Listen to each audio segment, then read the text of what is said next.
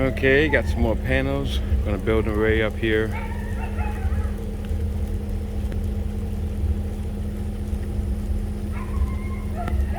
These are 405 watt bifacials like the ones already on the roof. I think this array is going to be 12 panels to start.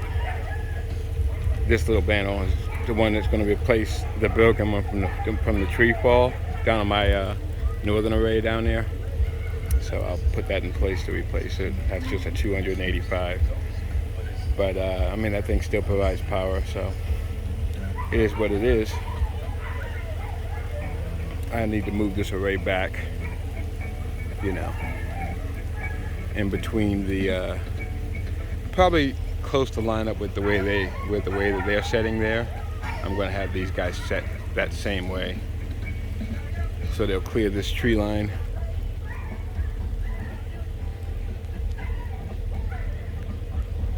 But I'm going to give these a really high angle, as far as, I mean, I'm talking about nearly flat.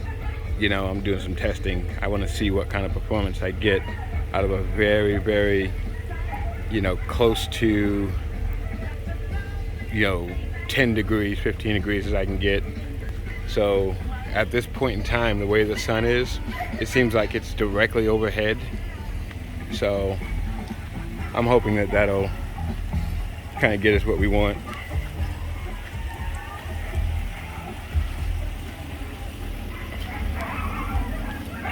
My boy's going crazy.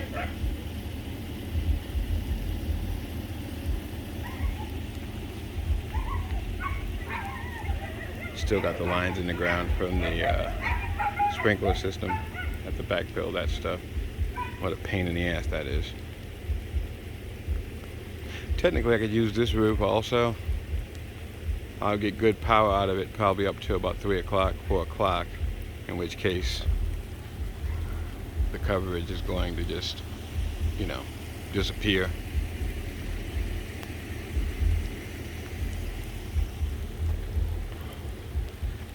But whatever, you know.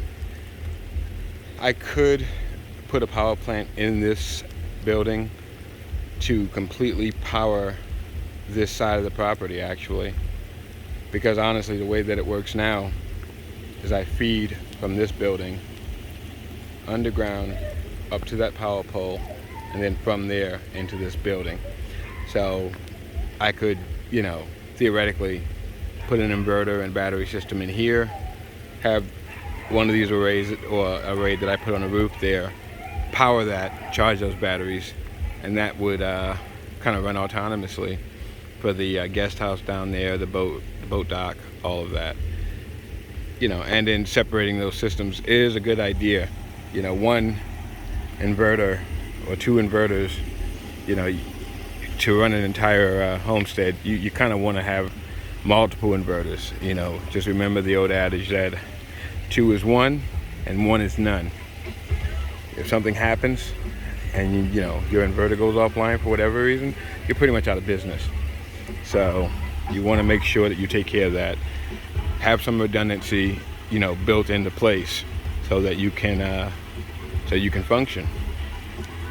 The inverter that I'm planning on running into these panels, or these panels into, is going to be one of the Growatt 5,000 watt 240 volt systems. It's 240 only, you know, European edition. It's not a American edition, so it doesn't have split phase. But I will run that through a transformer that'll allow me to get the split phase tap and run the 120 volt loads.